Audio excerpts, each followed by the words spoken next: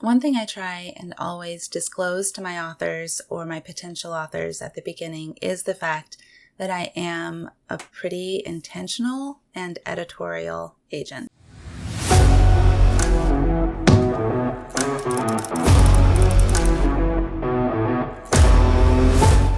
Welcome to Modern Publishing. I'm Victoria, author, editor, and the owner of Blue Pen, and today I'm on with Anjanette Barr.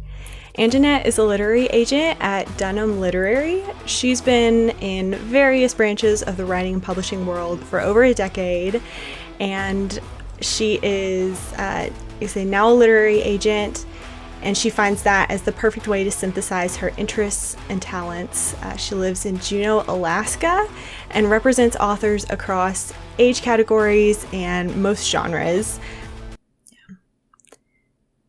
This change in the way that you and many agents are approaching it, do you think that it's rooted in the increased volume of submissions, maybe readers being more discerning, or something else? Yeah, I do think when there is such a high volume of things coming at us, we have to have some metrics to choose, and we all have our own, what we consider worthwhile or not. But it's almost, I've told authors before that. It's discouraging as it is. Sometimes we're looking for reasons to say no when we're looking at queries, because there's just so many that it's more like the further you get from no is the better for you. How can you present yourself in a way that gets you closer to yes by getting further from no?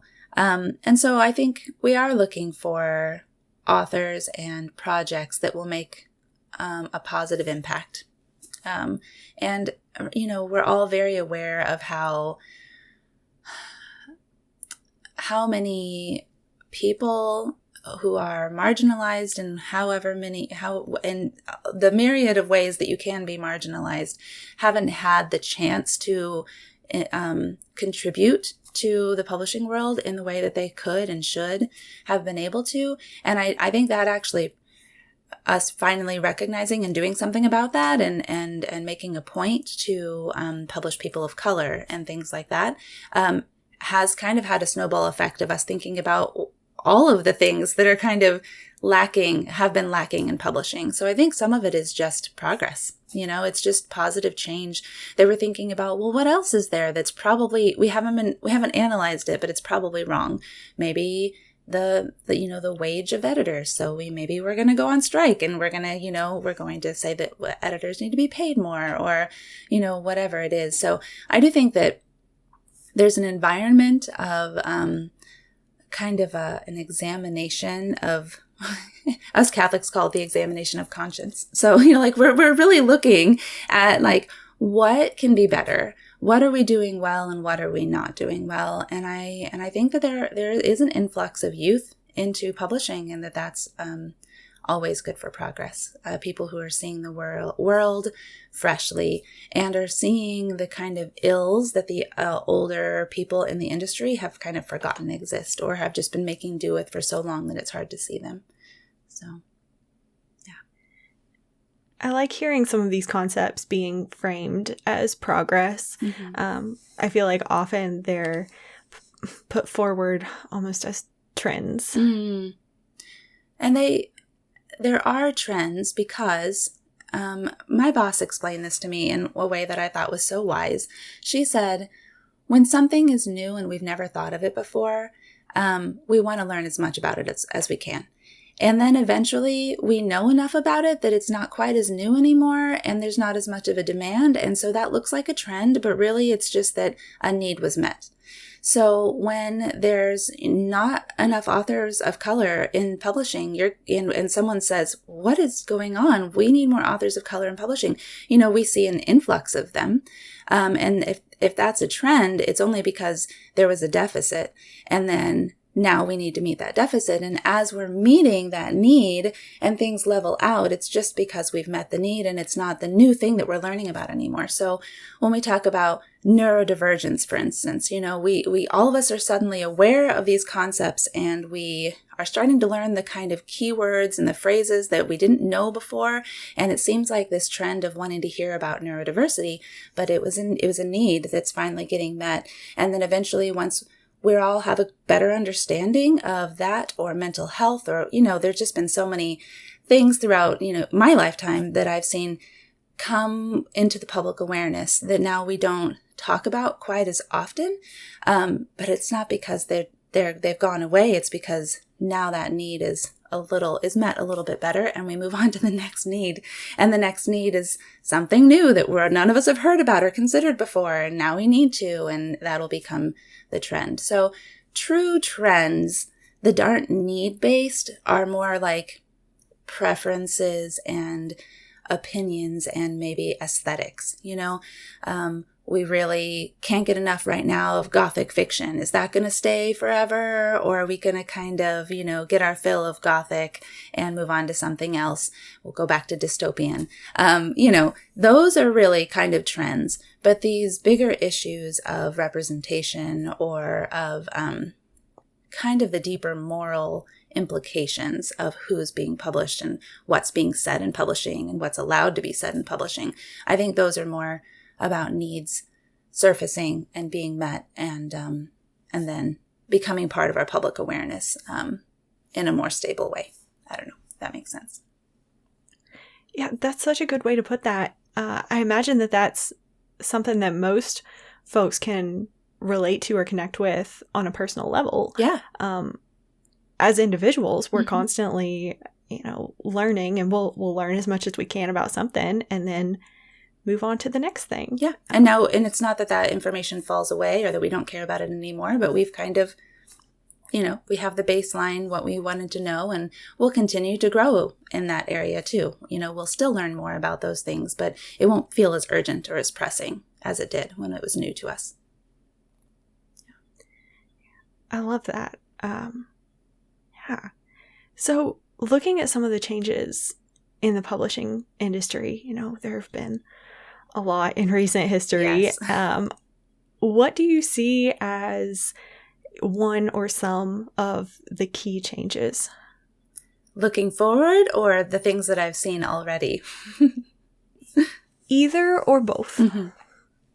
We're always trying to predict a few years ahead, of course, because books take a long time to create. And so we do look backward, and we kind of guess that, let's say, for instance, if dystopian's not going to be super popular right now because we're kind of living in one, how long is it going to be until we want to read about it again? So there's always things like that on a small level.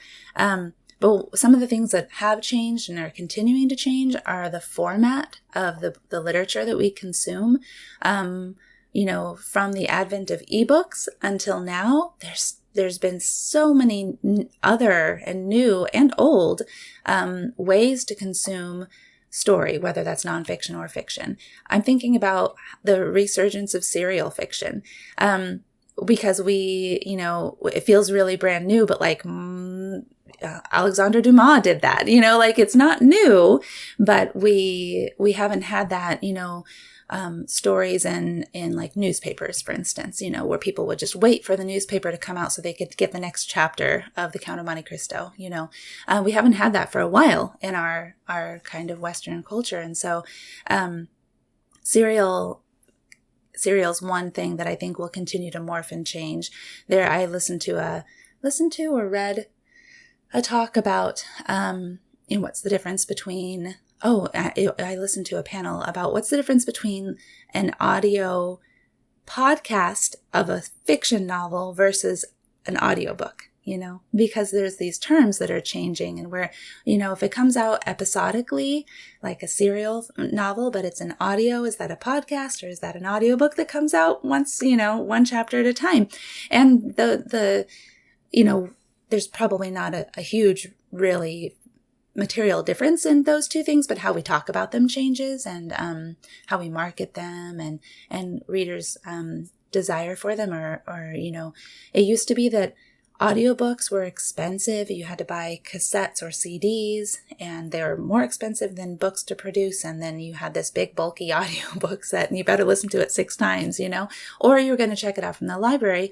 And so, there was a kind of a bias against or about audio that is just not even relevant anymore with digital, the fact that we can speed up our audiobooks if the narrator's too slow for us. There's just so many different things that we can do that are continuing to change that I think the progress is it'll just become even harder to kind of keep up with, I think. But the good news from all of that is that there's going to be a format or multiple formats or a combination of formats. People who maybe are reading the ebook while they're listening to the audiobook. There's all kinds of different configurations you can do for everyone. So whatever someone's needs are, I have a daughter who's dyslexic. So finding a way for her to consume literature that's really suited for her and the way she thinks and the way she operates, is getting easier and easier.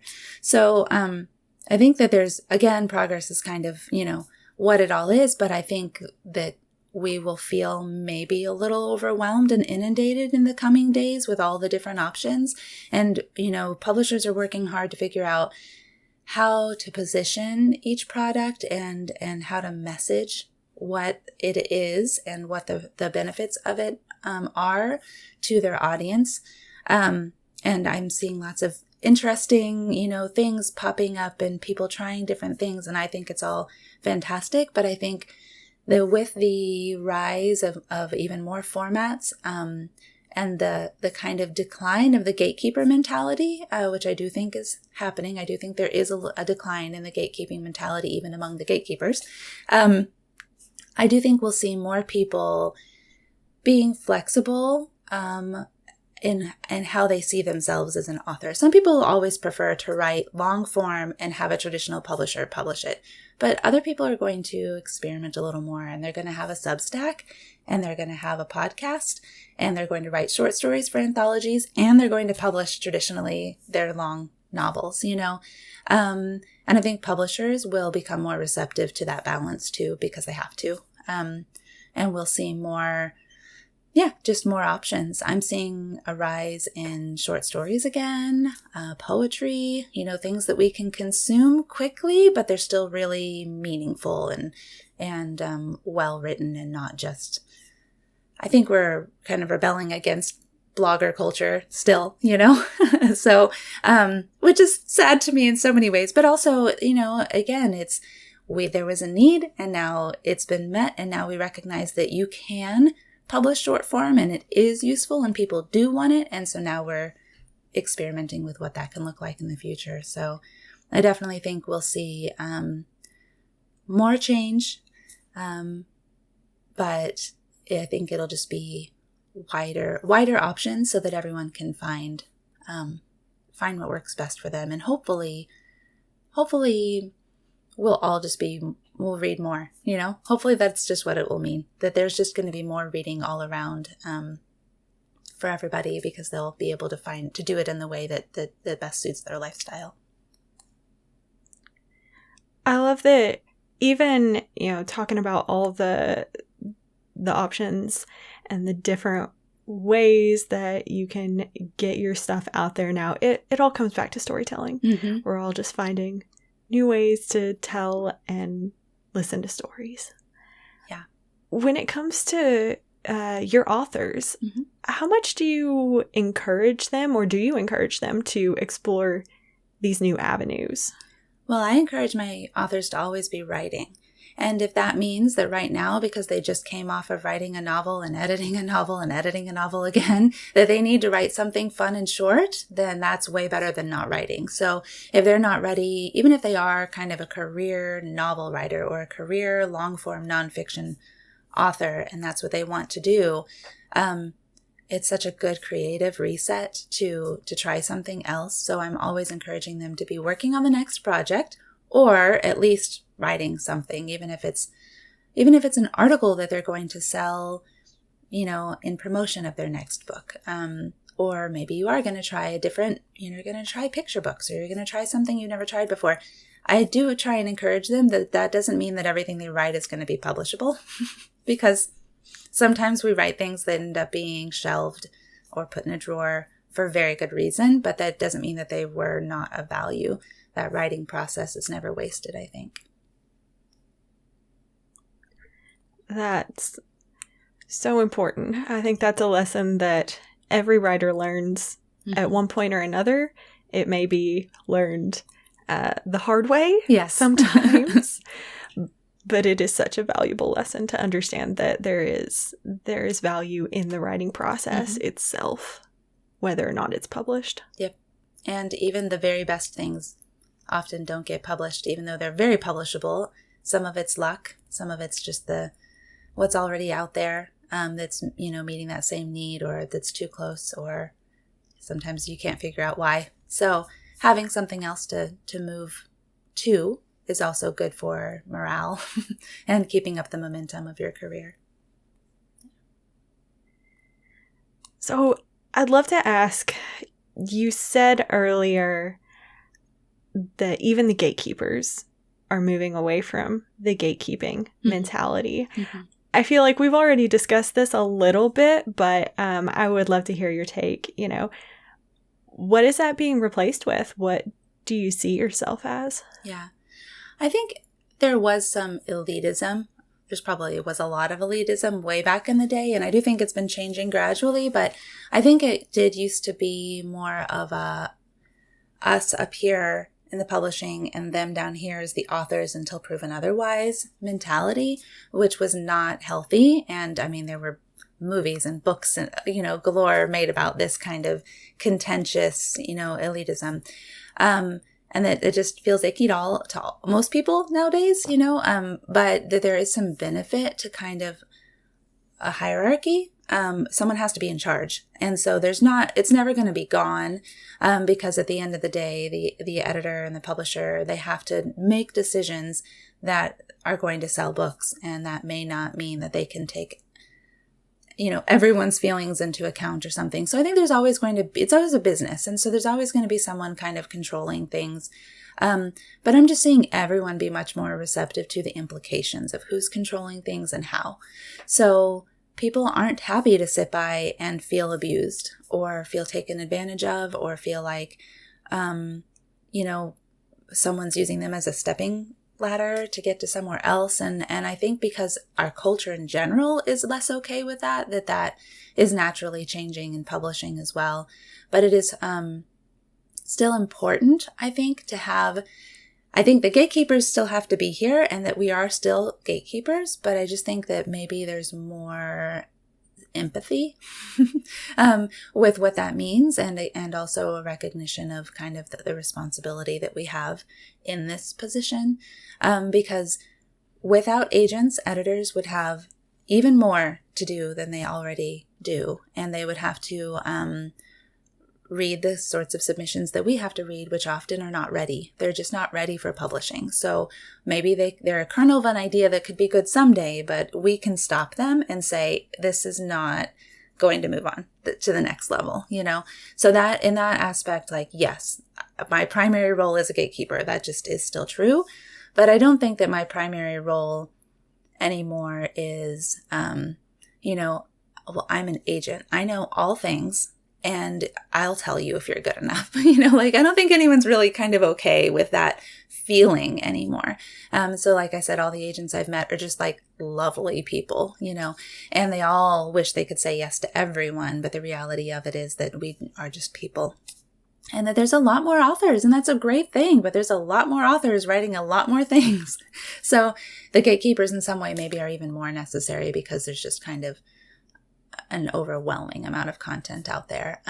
But maybe the gatekeeper mentality is just what's going away, that it's not about us having all power and letting through the people that we like. It's about streamlining this whole process and about getting the best quality out to the readers as possible. And I am an idealist, which is perfect for this job, but also helps me see things maybe a little rosier than they are. I know there are still plenty of bad actors in this industry and every other. But again, I mostly have met people that I just think they get it and they understand what authors are going through. So they don't want to make them go through more. It does seem, from my personal view, what I've seen on social media, which I'll admit to not being too active on social media. That's okay. But it seems like when someone does come out with that elitist attitude, and especially putting down authors who are querying them, it seems like there are plenty of folks ready to jump on that and say, hey, it's not okay. We're not doing this. Yeah, absolutely. I get that sense too. And I think that accountability has happened organically and won't go away. Yeah. So when we talk about the modern publishing industry, quote unquote, what does that mean to you? I think that we have kind of almost unlimited new frontiers, that we are still doing some things the old way just because it's comfortable and we know how to do it, but that we really have so many options that have yet to be explored, that we will see a lot of change. I just keep thinking about how Star Trek our world is now, oh yes, there's my, my communicator that I'm holding with me in every room, just like all these things. It's like, they're,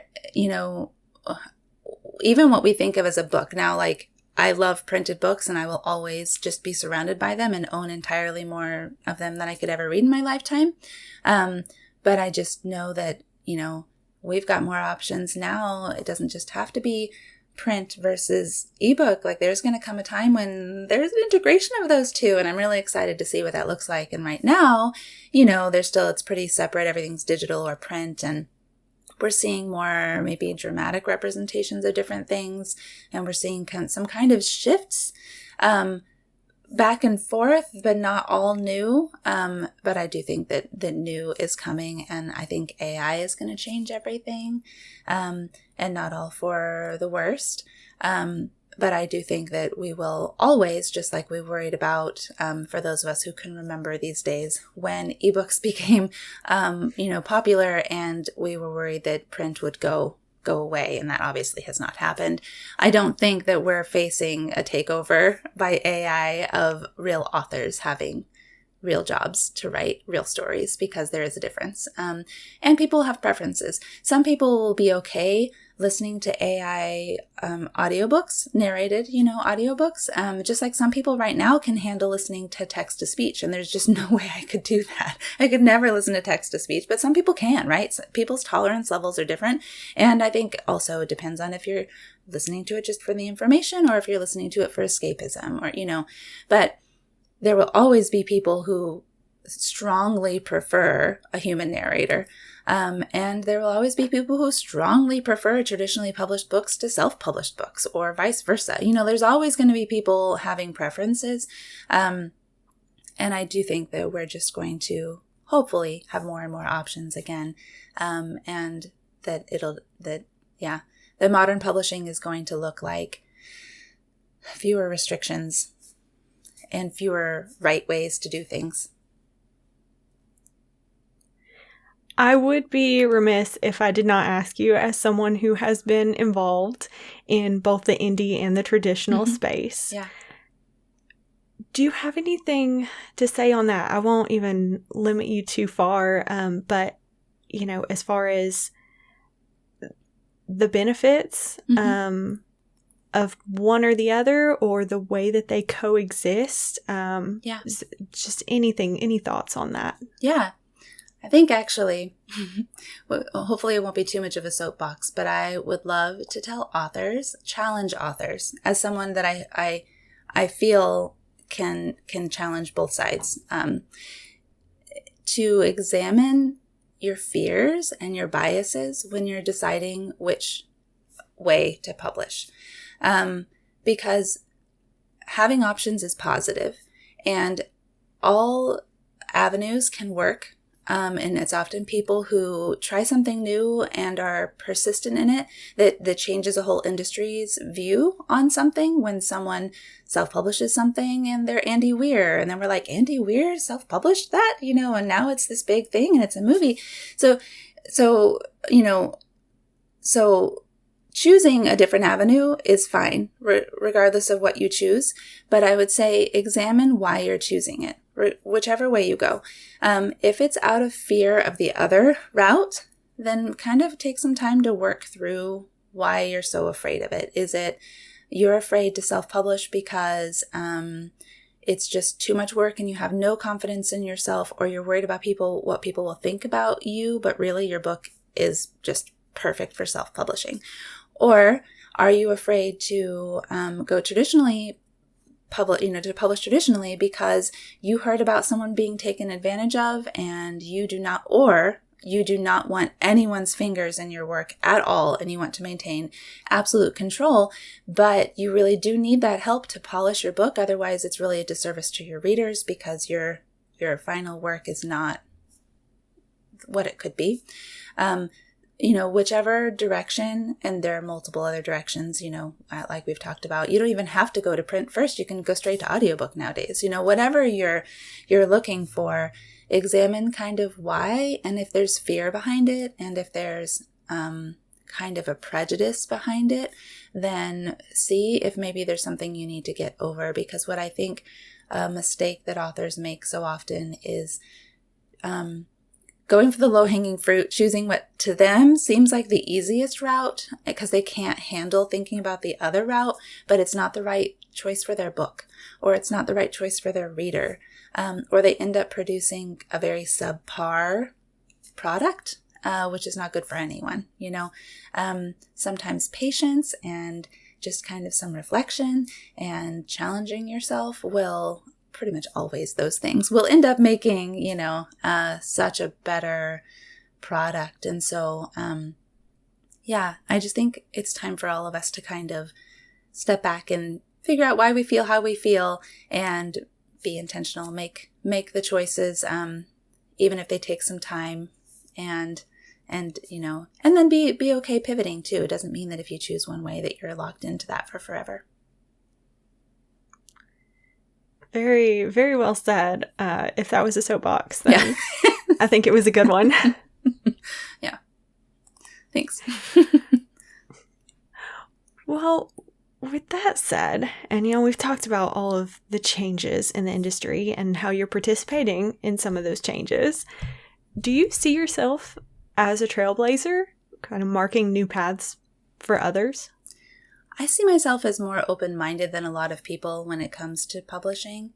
And so I see myself as primed for blazing the trail when I see the trail that needs to be blazed. So I don't have a particular passion project, I have a couple of smaller passion projects that I'm always on the lookout for certain things and interested in advancing certain causes. But there's nothing right now that I feel like I am in this job for this time for this reason, but I suspect that when whatever that thing comes, that I'll be ready for it, because of being interested and open-minded and seeing where things go, and not primarily interested with keeping things how they are, being open to change. And so I think by nature, I'm a trailblazer.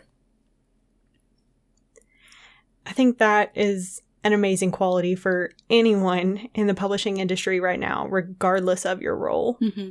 I think it's important and being recognized as important. Yeah. Well, Anjanette, thank you so much for being on with us today and having this conversation. Yeah. This has been wonderful. Tell us, where can folks go to learn more about you? Yeah, thank you. It's been so fun to talk with you and to see you. I am on anjanettebarr.com, and that's primarily a landing page to link to all the other places that I am, which include our agency website, dunhamlit.com. And then on most social media that I'm on, I'm the book barista. So it's actually just book Barrista with 2 R's, Barrista. And I have a YouTube channel also called The Book Bar with 2 R's. So you can find me on YouTube, Instagram, Facebook, and Twitter, although I hang out on Instagram the most.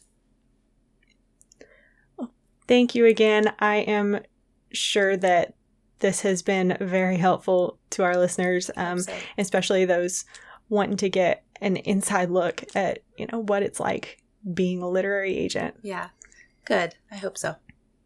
Thanks to our viewers for hanging out with us today. I hope this conversation has inspired you to blaze your own trail in the publishing industry. Remember, the full episodes are available as podcasts. Just search for Modern Publishing wherever you get your podcasts. And you can head over to bluepinbooks.com/modernpublishing to learn more. If you enjoyed this video, please give it a thumbs up and leave a comment. And that's it for now. I'll see y'all next time.